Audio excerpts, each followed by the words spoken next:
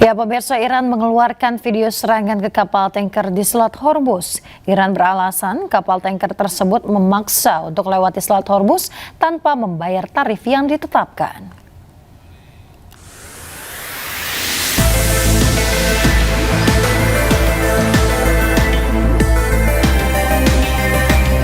Video penyerangan dikeluarkan oleh Garda Revolusi Iran kemarin. Kapal tanker yang belum diketahui pemiliknya ini menjadi target serangan drone bunuh diri Iran. Militer Iran beralasan penyerangan terpaksa dilakukan karena kapal tanker mencoba melintas secara ilegal tanpa membayar tarif ganti rugi perang yang telah ditetapkan. Iran sendiri menetapkan biaya melintas untuk kapal tanker minyak raksasa mencapai 2 juta dolar Amerika Serikat atau setara 34 miliar rupiah.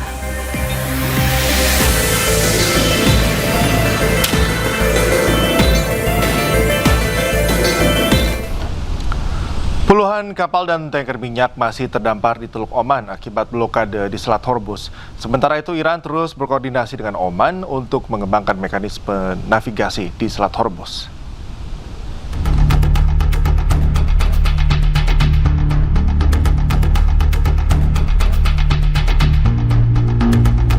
Puluhan kapal dan tanker minyak masih terdampar di lepas pantai dekat kota Hasab, Oman. Kondisi ini menyusul blokade regional dan kebuntuan negosiasi Amerika Serikat dengan Iran.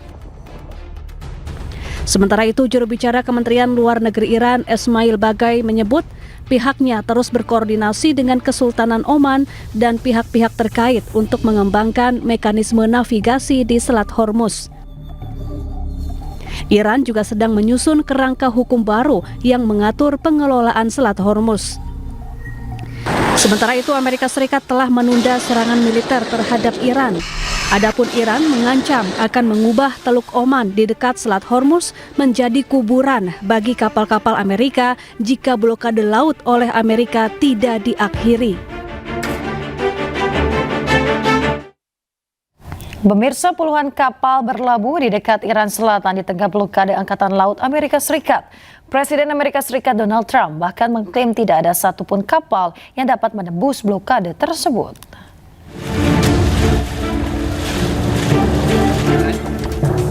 Puluhan kapal dan tanker minyak tetap berlabuh di dekat Bandar Abbas, Iran Selatan, di tengah blokade Angkatan Laut Amerika Serikat yang sedang berlangsung di jalur pelayaran penting tersebut. Marinir Amerika Serikat mencegah dan menaiki kapal tanker minyak berbendera Iran yang dicurigai melanggar blokade di Teluk Oman. Sebelumnya, Presiden Donald Trump menyatakan bahwa tidak satupun kapal yang dapat berhasil menembus blokade Amerika Serikat yang diberlakukan terhadap Iran.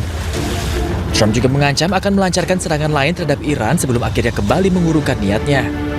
Juru bicara Kementerian Luar Negeri Iran, Ismail Baghai, mengkonfirmasi bahwa Teheran sedang meninjau tanggapan terbaru Washington terhadap kerangka kerja gencatan senjata yang diusulkan yang dimediasi melalui Pakistan.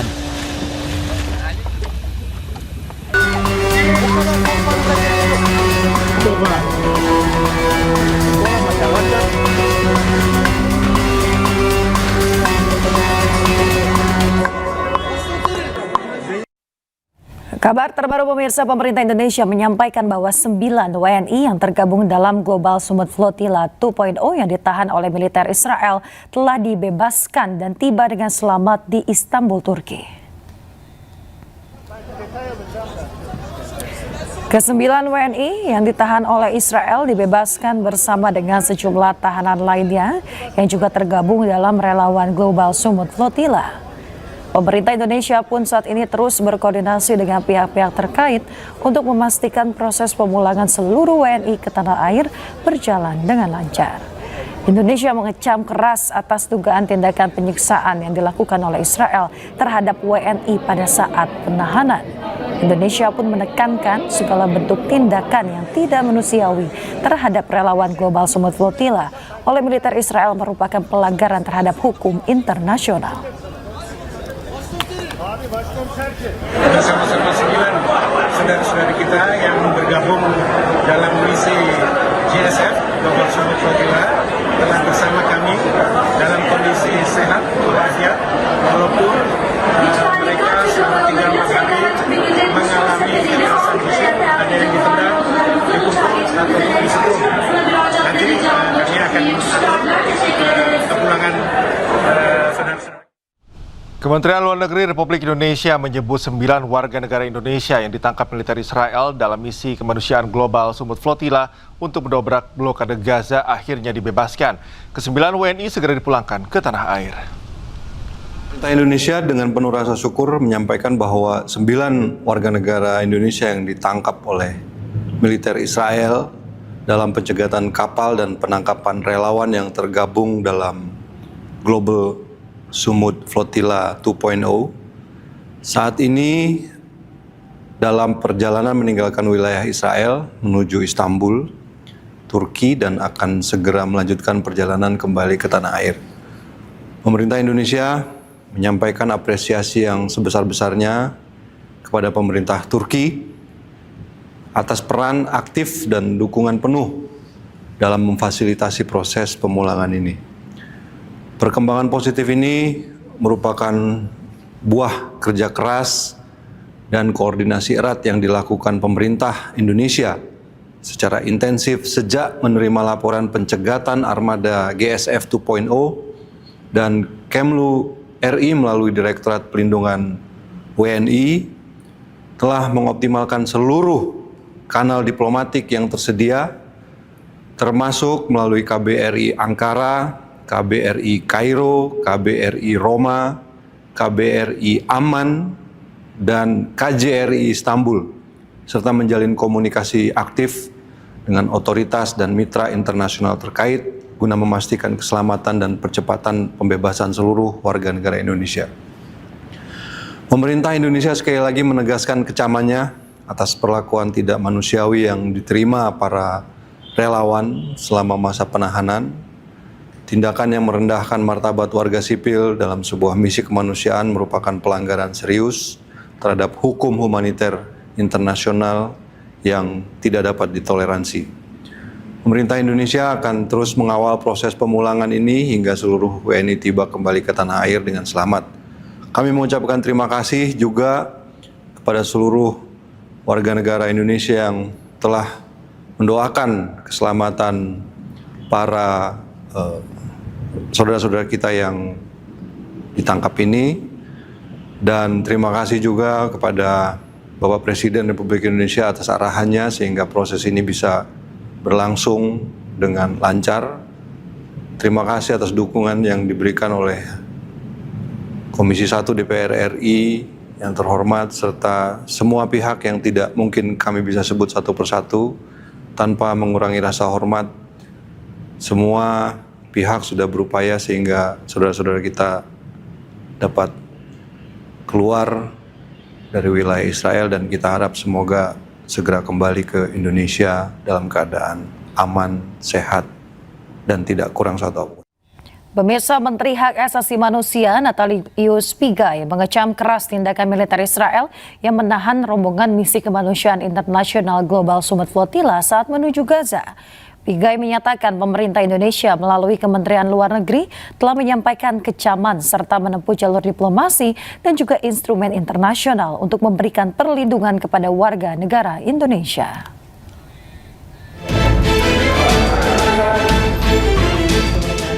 Menteri Hak Asasi Manusia Natalius Pigai mengecam keras tindakan militer Israel yang menahan rombongan misi kemanusiaan Global Sumut Flotilla yang sedang menuju Gaza membawa bantuan serta dukungan internasional bagi warga sipil di Gaza.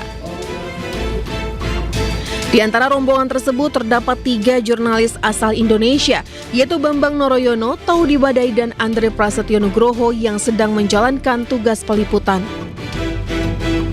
Pigai menegaskan Kementerian Luar Negeri telah menyampaikan kecaman resmi dan telah berkoordinasi melalui jalur diplomasi internasional. Hal ini disampaikan Menteri Pigai usai menghadiri pelatihan jurnalis HAM di Bandung, Jawa Barat. Kami sudah sampaikan melalui Kementerian Luar Negeri sudah menyampaikan kecaman. Yang kedua, Kementerian Luar Negeri sudah mulai koordinasi dengan jalur-jalur diplomasi. Masalahnya kan Kementerian HAM tidak bisa langsung masuk ke Israel karena tidak ada hubungan diplomatik ya. Kalau ada negara yang memiliki hubungan diplomatik baru terjadi peristiwa itu di wilayahnya, mungkin kami sudah lakukan dengan berbagai instrumen yang ada. Tapi kita juga kita menggunakan mekanisme internasional untuk melakukan perlindungan terhadap warga negara kita. Kami kerjasama dengan Kementerian Luar Negeri untuk di mana Kementerian Luar Negeri berada di frontliner untuk menggerakkan instrumen internasional dan sudah jalan. Pemerintah saat ini tetap menggunakan berbagai instrumen dan mekanisme internasional untuk memberikan perlindungan kepada warga negara Indonesia. Menham juga mendukung upaya diplomatik Kementerian Luar Negeri untuk memastikan perlindungan dan keselamatan warga negara Indonesia yang menjadi bagian rombongan misi kemanusiaan menuju Gaza. Aktivis kemanusiaan pembela Palestina asal Brasil, Thiago Avila, turut menyerukan dukungan untuk pembebasan aktivis global Sumut Flotilla yang diculik Israel. Ia juga mengatakan bahwa para aktivis yang diculik tersebut disiksa secara keji oleh Zionis Israel. See this video. This is what the Israeli Zionist regime does to a humanitarian mission of people who are trying to take food and medicine to starving children in Gaza.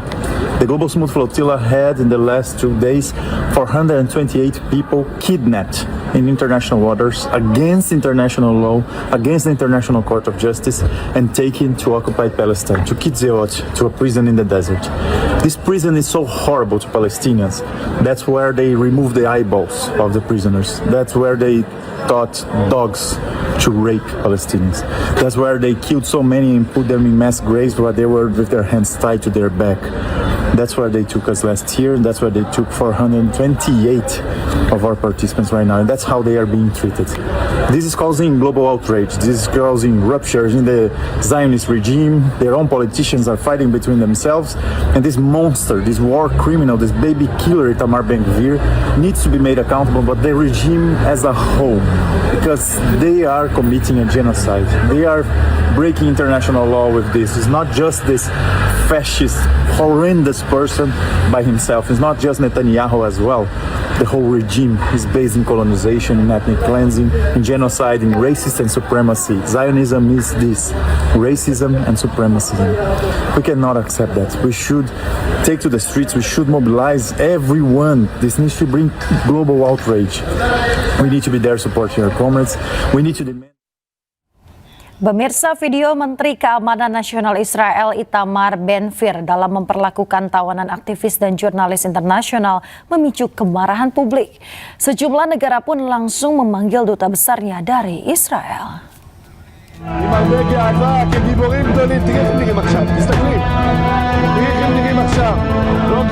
Cara Menteri Keamanan Nasional Israel Itamar Ben-Gvir dalam memperlakukan aktivis misi kemanusiaan Gaza menuai kecaman dunia internasional. Dalam rekaman video, para tahanan ini diborgol dan diperlakukan dengan kasar oleh tentara Israel. Bahkan Israel menyebut mereka sebagai bagian dari teroris. Tidak hanya itu, 430 orang dari 40 negara ini akan ditahan di penjara khusus teroris.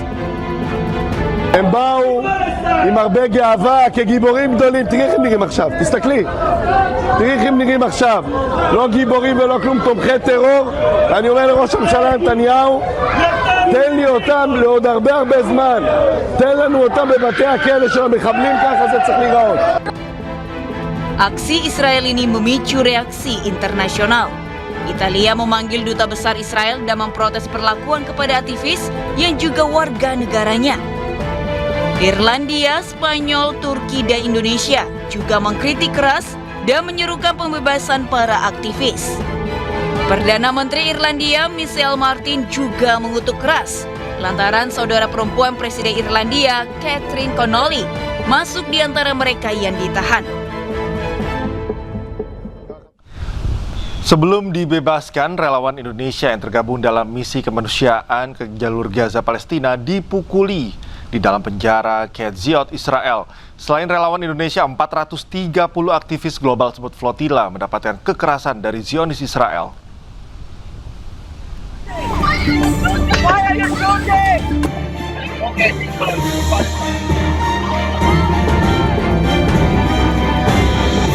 Seorang anggota tim hukum dari Adalah berhasil bertemu dengan 4 dari 9 relawan dari Indonesia di penjara Kiziot, Israel.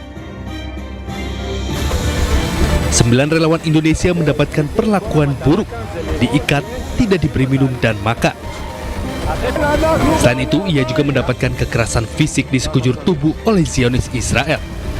Selain relawan Indonesia, 430 aktivis global Sumut Flotilla juga mendapatkan kekerasan dari Zionis Israel. Usai mendapatkan perlakuan buruk, dilaporkan 3 aktivis global Sumut Flotilla dibawa ke rumah sakit dan puluhan menderita patah tulang rusuk. Dunia mengecam tindakan Israel yang menahan ratusan aktivis dari kapal kemanusiaan global Sumut Flotilla. Selain Malaysia, negara yang turut mengecam diantaranya Spanyol dan Italia.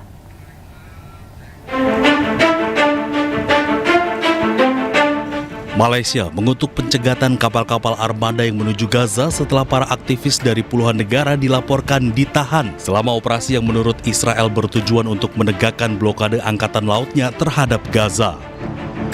Malaysia menyebut tindakan Israel adalah pelanggaran hukum internasional.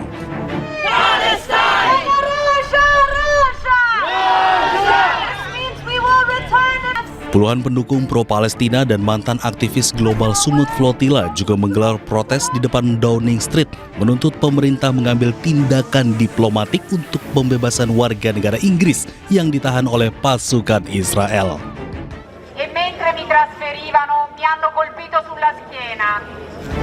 Di luar gedung parlemen Italia di Roma, orang-orang berkumpul untuk protes terhadap penahanan para aktivis yang berada di atas kapal global Sumut Flotilla menuju Gaza oleh Angkatan Laut Israel. Kecaman juga disampaikan oleh anggota parlemen asal Spanyol Irene Montero yang marah besar dan meminta Uni Eropa langsung bertindak dan bebaskan warganya yang ditahan Israel. Y por cierto, señora Kallas, Israel lleva 24 horas, que se dice pronto, en pleno Mediterráneo, secuestrando barcos y secuestrando ciudadanos europeos. Le hace gracia, ¿verdad? A mí ninguna. ¿Va a mover en algún momento algún dedo para protegerlos? Son ciudadanos europeos. ¿Qué haría usted si fuese Irán, si fuese Rusia quien se planta en medio del Mediterráneo para secuestrar a ciudadanos europeos? Pero como es Israel, sonríe y mira para otro lado. Shame on you. Gelombang protes dari sejumlah negara menyuarakan hal yang sama. Mengecam tindakan militer Israel yang menahan sejumlah aktivis global Sumut Flotilla dan meminta mereka segera dibebaskan.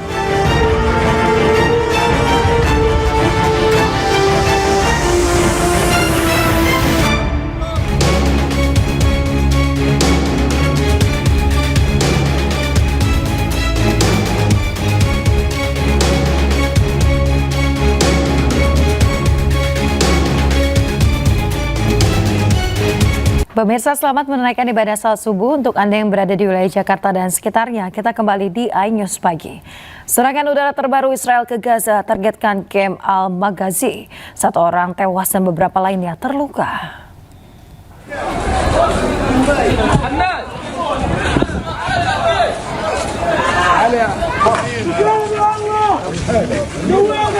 Pemirsa, inilah suasana pasca serangan udara Israel di Camp Al-Maghazi, Gaza Tengah. Warga panik berlarian menyelamatkan diri. Dalam peristiwa ini, 1 orang tewas sementara beberapa lainnya terluka.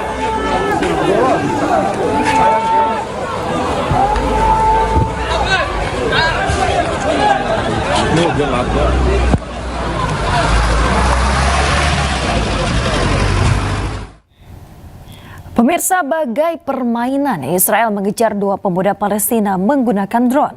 Aksi tersebut direkam dan juga diunggah oleh akun yang diklaim oleh tentara Israel.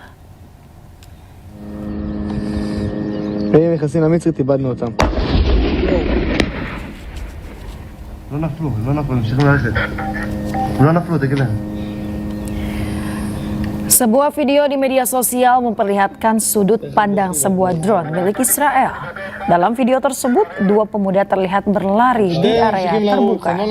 Sementara drone tersebut terus mengejar mereka. Unggahan tersebut memicu reaksi luas karena diduga menargetkan warga sipil tak bersenjata.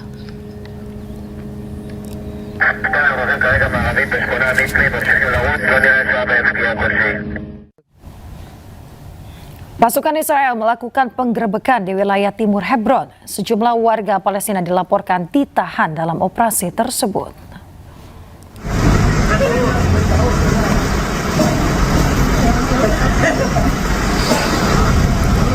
Rekaman yang beredar menunjukkan aktivitas militer Israel di area pemukiman warga. Pasukan Israel menggelar operasi penggerebekan di kota Bani Naim, wilayah timur Hebron, tepi barat. Sejumlah warga Palestina diamankan dan dibawa oleh aparat. Hingga kini belum ada penjelasan resmi terkait alasan operasi tersebut maupun penahanan warga sipil.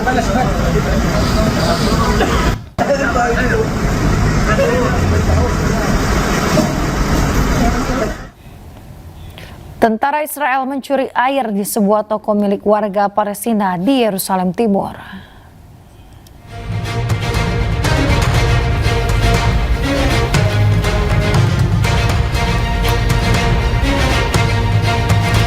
Sebuah video menampilkan detik-detik tentara Israel mencuri air di sebuah toko milik warga Palestina di Yerusalem Timur pada hari Minggu waktu setempat. Penjajah Israel juga berencana merampas puluhan properti milik warga Palestina di Yerusalem Timur. Rencana tersebut mencakup penyitaan 15 hingga 20 properti termasuk bangunan dan juga wakaf.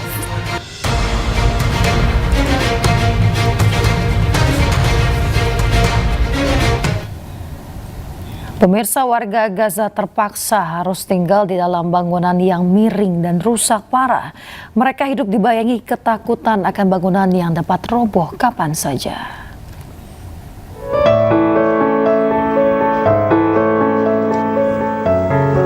Sejumlah warga di Palestina nekat tinggal di bangunan miring dan rusak parah akibat serangan penjajah Israel. Di tengah tak adanya pilihan, mereka khawatir akan runtuhnya bangunan secara tiba-tiba. Mereka juga mengalami kesulitan hidup sehari-hari di dalam bangunan miring tersebut.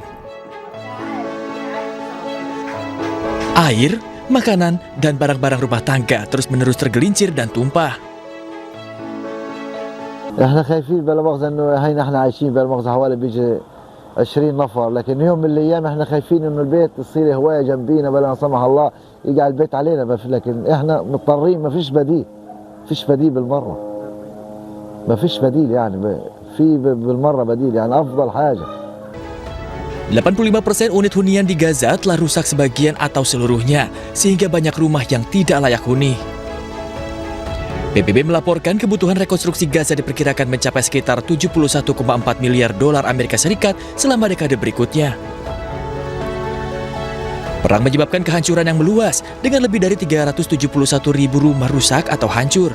Lebih dari setengah rumah sakit di Gaza tidak lagi berfungsi, sebagian besar sekolah rusak, dan perekonomian menyusut sebesar 84%. Pemirsa, Komandan Brigade Lapis Baja 401 Israel, Kolonel Meir Biderman yang menewaskan bocah di Gaza, Hind Rajab, ini luka parah akibat serangan drone Hizbullah. Drone berhasil menembus benteng pertahanan Israel.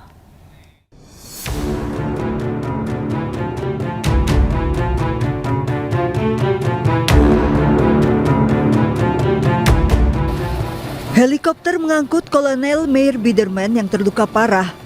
Kolonel Meir Biderman dilarikan ke rumah sakit akibat luka serius di kepala. Evakuasi Biderman dilakukan dengan pengawalan ketat mengingat Biderman merupakan perwira IDF berpangkat tinggi, Komandan Brigade Lapis Baja 401 Israel.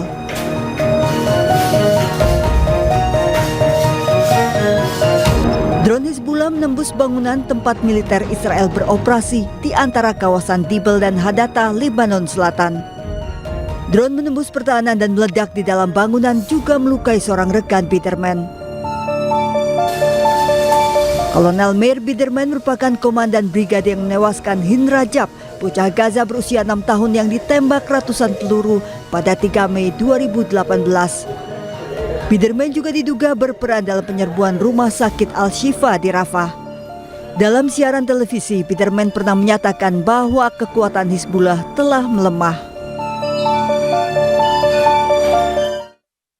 Pemirsa, militer Israel mengklaim telah menghancurkan perangkat pengawas milik Hizbullah. Perangkat tersebut diduga untuk memantau pasukan Israel.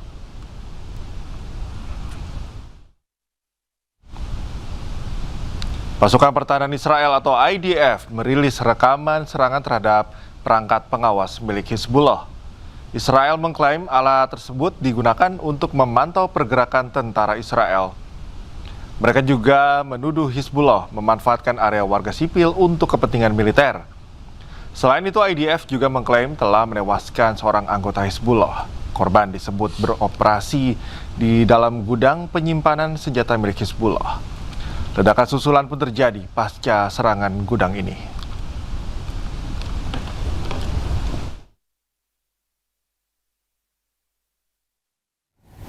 Pemirsa, pasukan Zionis Israel terus menggempur wilayah Lebanon. Militer Israel sebelumnya juga mengeluarkan ancaman pengeboman di kawasan perumahan Lebanon.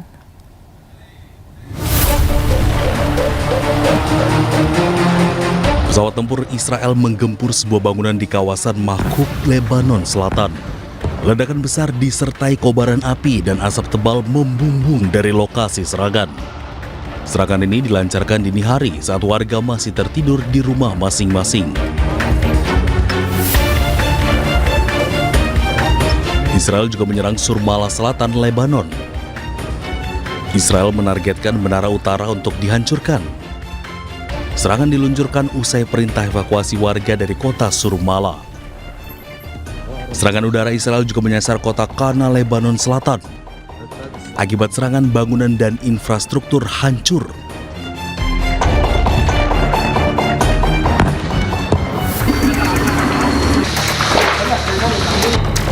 Sementara itu di Deir Kanon El Nahr di Lebanon Selatan, 2 keluarga tak tersisa meninggal dalam kekejaman serangan Israel. 10 orang dari 2 keluarga di 2 wilayah berbeda ini meninggal akibat serangan Israel, tak menyisakan satupun anggota keluarga yang selamat. Pasutri Ala Debo dan Zahra Najdi meninggal bersama 3 buah hati mereka akibat serangan militer Israel ke rumah mereka. Sementara Safia Badreddin, wanita disabilitas ini bersama seluruh keluarganya juga meninggal akibat serangan Israel ke rumah mereka di Kfar Sis, Lebanon Selatan. Kawasan perumahan tak berdosa di Lebanon Selatan terus digempur Israel. Israel selalu berdalih telah memerintahkan warga sipil mengungsi sebelum mereka membombardir Lebanon Selatan. Pasukan Zionis Israel terus melakukan serangan ke wilayah Lebanon Selatan. Salah satu yang terparah, Israel membombardir daerah Deir Kanon Al-Nar, distrik Tire, Lebanon Selatan. Dalam serangan tersebut, 12 orang dinyatakan tewas dan 11 diantaranya adalah satu keluarga.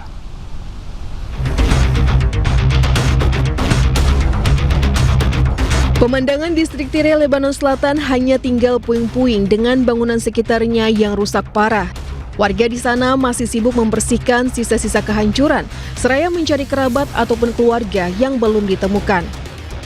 Ini كانوا 3 عيال من محمد عباس نجدي وفي عائلة سورية كمان زلمة ومرته ما سمعناش إلا الخبطة نحن امبارح أخذوا نقلوا 13 حالة شهيد وشهيدة يعني أطفال ورجال وجريحين وهلا اليوم عم يقولوا بعرف يمكن 3 هون 3 أو 4. Akibat serangan Israel ini, media Lebanon sebelumnya melaporkan 10 orang tewas, termasuk 3 anak dan 3 wanita. Namun kembali dilaporkan bahwa korban yang tewas menjadi 12 orang dan 11 orang yang tewas berasal dari satu keluarga. الله يعينهم جيران ما نهرتش على الطفيلة يعني بس على الطفيلة شو 2.5 و3 وسنتين يلعبوا هان يلعبوا أعطيهم بنبون يعطيهم كل مرة أعطيهم بنبون شو بدي لك والله هاجني هذه الطفيلة مش القلب مش الكبار شو تصير بس الطفيلة يعني عم ببكي على الطفيلة أنا زلمة عنده بناته وجوزهم وأصهرته وولاده وعازمهم هون على الغدا كان امبارح. Hingga kini Israel belum memberikan komentar mengenai serangan ini. IDF terus berulang kali menyatakan bahwa operasinya di Lebanon menargetkan infrastruktur Hizbullah. Sebuah rumah sakit pemerintah di Lebanon mengalami kerusakan parah. Hal tersebut diduga disebabkan atas serangan Zionis Israel di dekat fasilitas kesehatan tersebut.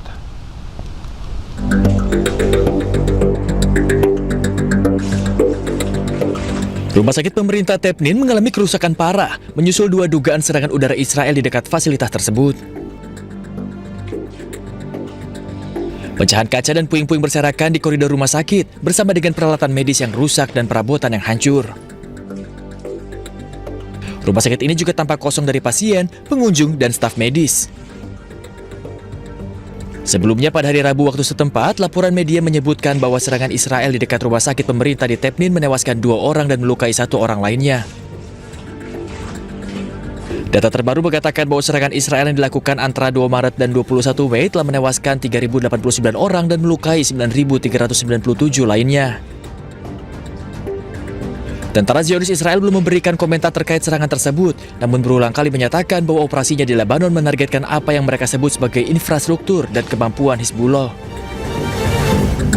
Ya, kembali di Anies Pagi, pemirsa, warga Teheran beramai-ramai belajar cara menggunakan senapan serbu dan senapan mesin. Ya, hal ini dilakukan untuk mengantisipasi jika harus membela negara dari serangan Israel dan Amerika Serikat.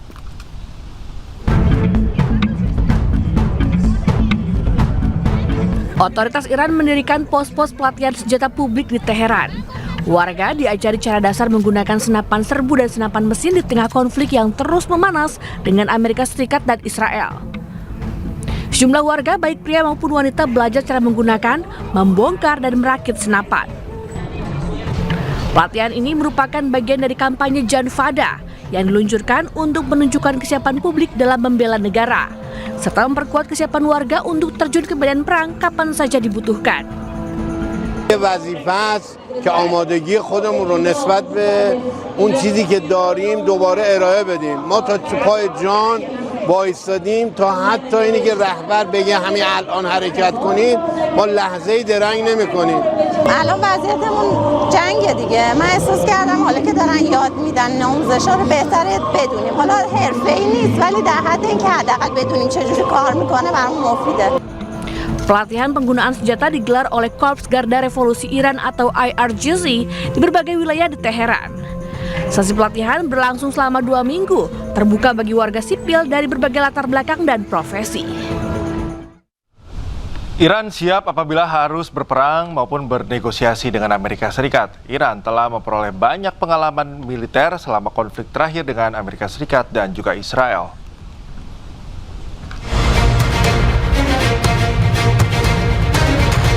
Menteri Luar Negeri Iran Abbas Araghchi mengatakan pihaknya siap apabila harus berperang maupun bernegosiasi dengan Amerika Serikat.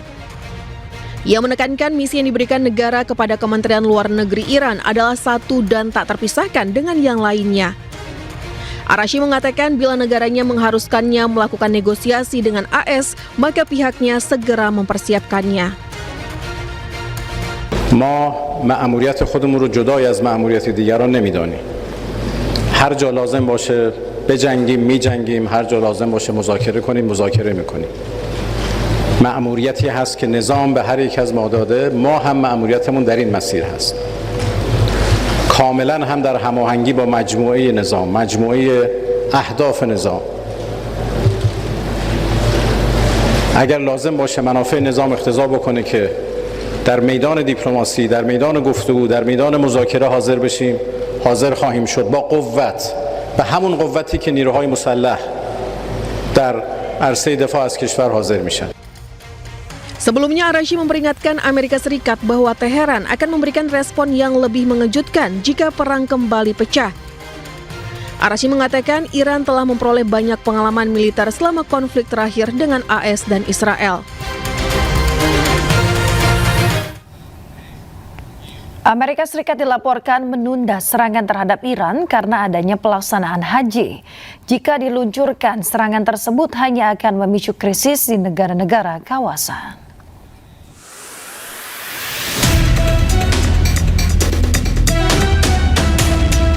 Memasuki 12 pekan, konflik di Timur Tengah masih terus berlanjut dan belum kunjung mencapai kesepakatan damai.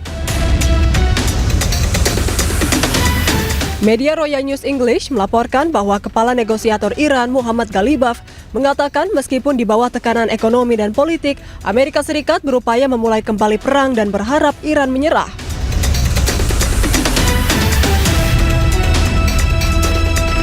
Meski begitu, Amerika Serikat dilaporkan menunda serangan terhadap Iran karena adanya pelaksanaan haji.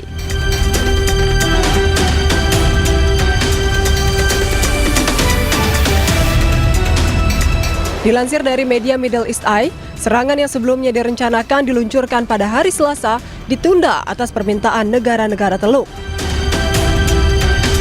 Presiden AS Donald Trump diberitahu oleh para pejabatnya bahwa menyerang Iran selama ibadah haji hanya akan memicu krisis di negara-negara kawasan dan dapat menyebabkan ratusan ribu bahkan jutaan jemaah haji terlantar. Tindakan tersebut juga akan semakin merusak reputasi AS di negara-negara Muslim.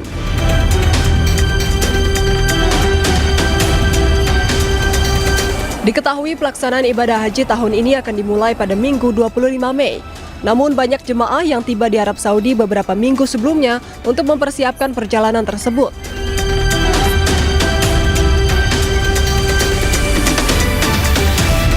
Hingga kini, belum diketahui apakah serangan akan berlanjut dalam beberapa pekan mendatang setelah musim haji berakhir.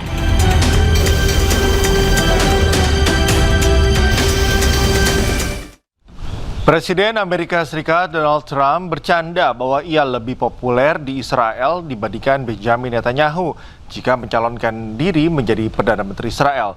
Reporter bertanya apa yang ia katakan pada Netanyahu terkait penundaan serangan ke Iran. He's fine. He'll do whatever I want him to do. He's very good man. He'll do whatever I want him to do, and he's a great guy. To me, he's a great guy. Don't forget, he was a wartime prime minister, and he's not treated right in Israel, in my opinion. I'm right now at 99% in Israel. I could run for prime minister, so maybe after I do this, I'll go to Israel, run for prime minister. I had a poll this morning. I'm 99%, so that's good. But no, he's a wartime prime minister. I just don't think they treat him well. Mr. President, what do you think of Spencer I think they have a president over there that treats. Pemirsa, Amerika Serikat memperketat blokade di Selat Hormuz dan menghentikan aliran perdagangan yang masuk dan juga keluar dari pelabuhan Iran. Presiden Amerika Serikat Donald Trump menyebut 37 kapal dagang telah dialihkan.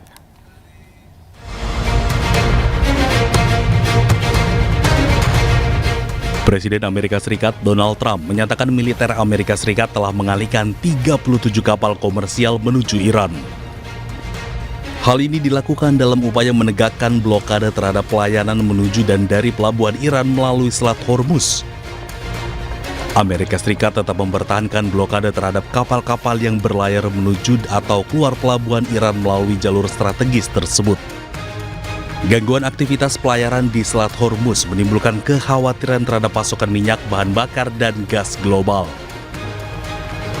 The stock market is higher now than it was before I started the Iran situation. And on the Iran, I had no choice because they were going to have a nuclear weapon. We're not going to give them a nuclear weapon. But that's going to end soon, one way or the other. Oil is going to come tumbling down. There's so much oil. We have 1,600 ships in the Strait that are loaded up with oil that are going to be coming out very soon. So we'll have to see. But the military has been unbelievable. The blockade has been infallible. Not one ship has gotten through the blockade. 37 have tried. They all wish they didn't. Trump juga menegaskan tekadnya mencegah Iran memiliki senjata nuklir. Ia memberi tambahan waktu bagi Iran menyepakati perjanjian damai baru dan menegaskan Amerika Serikat siap melancarkan serangan lanjutan jika negosiasi gagal mencapai hasil. Menurut Trump, situasi saat ini berbeda di titik yang sangat rawan dan dapat berubah cepat sewaktu-waktu. Marinir Amerika Serikat mencegat kapal tanker Iran di Teluk Oman karena dinilai melanggar blokade. Pasukan Amerika menyerbu ke atas kapal dan melakukan penggeledahan.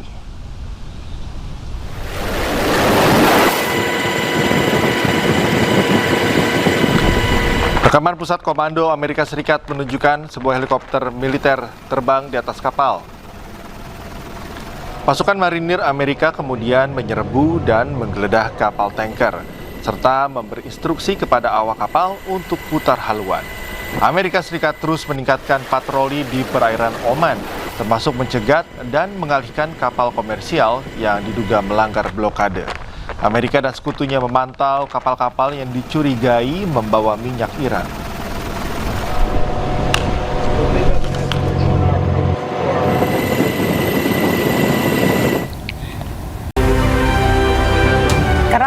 teror dengan senjata tajam, geng motor meresahkan di Makassar, Sulawesi Selatan ditangkap.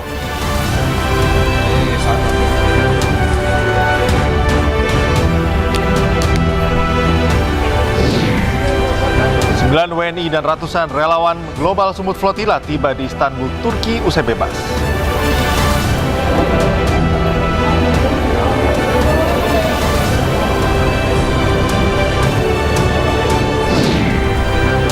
Warga Palestina nekat tinggal di bangunan miring dan rusak parah akibat serangan penjajah Israel.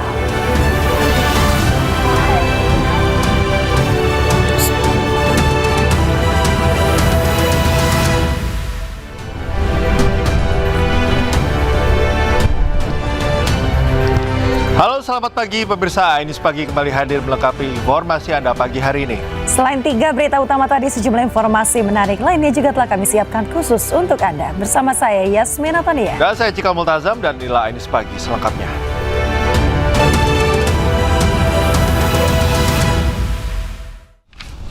Kita awali informasi News Pagi hari ini, pemirsa. Polisi berhasil meringkus gerombolan geng motor bersenjata tajam di Makassar, Sulawesi Selatan. Gerombolan pelaku juga kerap merampok dan tak segan melukai korbannya.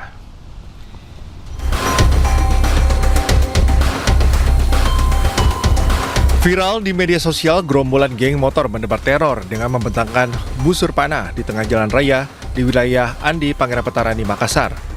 Gerombolan ini juga merupakan pelaku begal terhadap korban pemotor di Kecamatan Panakukang. Pelaku berhasil diringkus tim gabungan dari unit Jatanras Polrestabes Makassar serta unit Opsnal Polsek Panakukang tanpa perlawanan.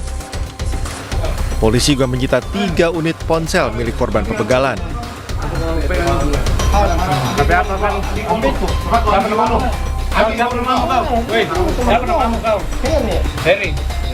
Selain meringkus salah satu anggota geng motor, polisi juga meringkus seorang penadah barang curian. Untuk penyelidikan lebih lanjut, polisi masih mengejar komplotan geng motor lainnya dari komplotan yang sama.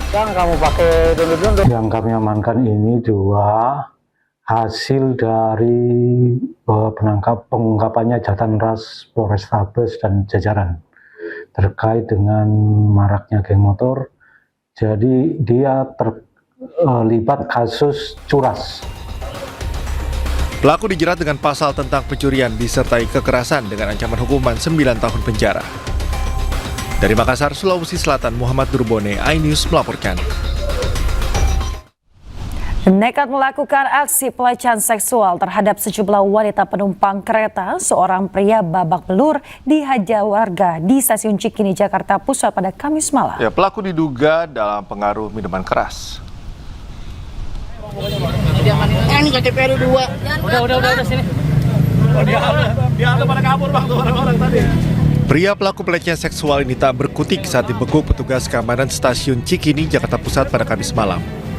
Pelaku yang diduga dalam pengaruh minuman keras diamankan setelah sebelumnya menjadi bulan-bulanan warga. Aksi pelecehan seksual dilakukan pelaku terhadap sejumlah wanita penumpang komuter lain. Pelecehan dilakukan kepada sejumlah perempuan yang baru saja keluar dari stasiun. Akibatnya para korban yang berteriak memancing kemarahan sejumlah warga. Jadi seperti pelecehan seksual sih Pak. Dia soalnya peluk penumpang yang mau nyebrang. Yang ada dipeluk langsung dicium. Untuk mempertanggungjawabkan perbuatannya, pelaku kemudian digelandang ke Polsek Menteng. Dari Jakarta, Reni Sanjaya, iNews melaporkan. Presiden Prabowo memanggil sejumlah menteri ekonomi di Istana Kepresidenan Jakarta.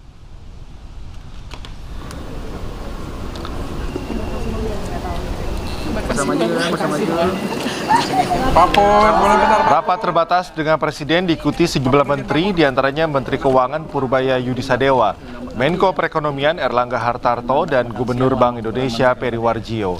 Erlangga menyebut rapat terbatas membahas kebijakan ekonomi di tengah geopolitik yang masih memanas, termasuk perpanjangan penerapan work from home bagi ASN. Selain itu, Erlangga bersama Menteri Ekonomi juga memberi laporan kepada Presiden Prabowo terkait kesiapan implementasi kebijakan devisa hasil ekspor yang akan berlaku pada awal Juni mendatang. Tadi melaporkan ke Bapak Presiden terkait dengan rencana implementasi dari dua hal, yaitu pelaksanaan devisa hasil ekspor yang berlangsung tanggal 1 Juni besok, dan juga pelaksanaan dari ekspor CPO, batu bara dan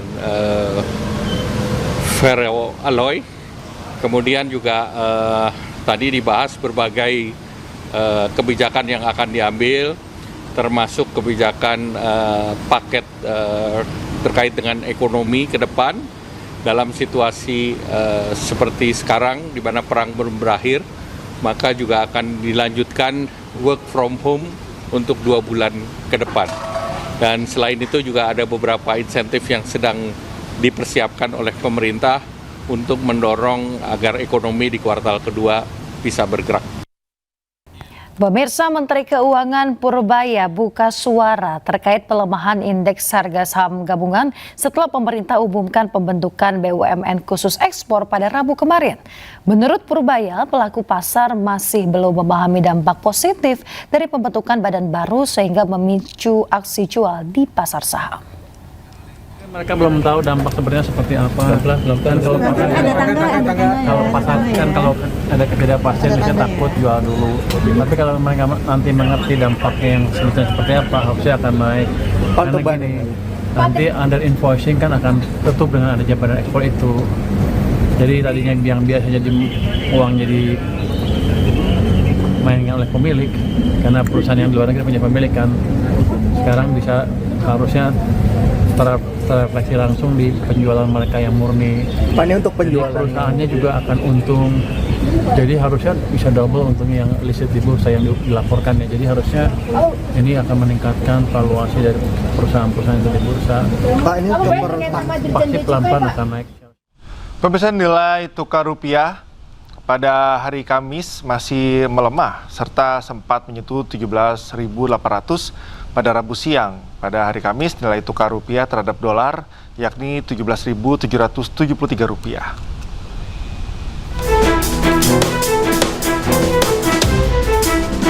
Berdasarkan nilai tukar pada posisi jual, Bank Indonesia, nilai tukar dolar terhadap rupiah belum juga turun dari Rp17.000.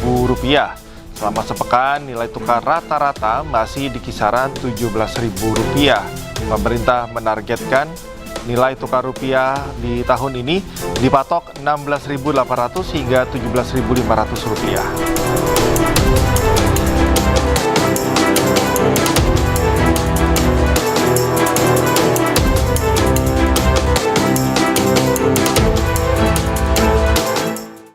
Anda masih di News Pagi pemirsa, bersama saya Yasmin Atania dan rekan saya Cikal Multazam, dan demikian tadi adalah berita pilihan dalam News Pagi hari ini. Kini kita ke informasi berikutnya.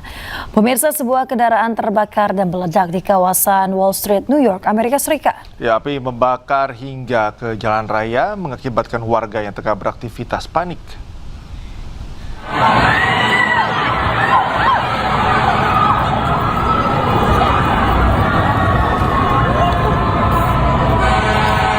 Sebuah kendaraan terbakar dan meledak pada hari Selasa di dekat patung Charging Bull, kawasan Wall Street, New York, Amerika Serikat.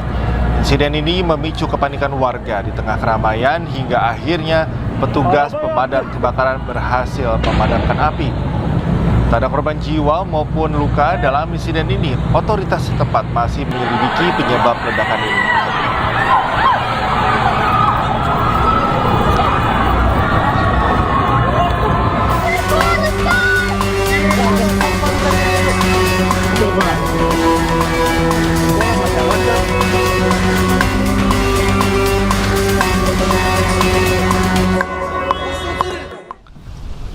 Pemerintah Indonesia menyampaikan bahwa 9 WNI yang tergabung dalam Global Summit Flotilla 2.0 yang ditahan oleh militer Israel telah dibebaskan dan tiba dan selamat di Istanbul, Turki. 9 WNI yang ditahan oleh Israel dibebaskan bersama dengan sejumlah tahanan lain yang juga tergabung dalam relawan Global Summit Flotilla.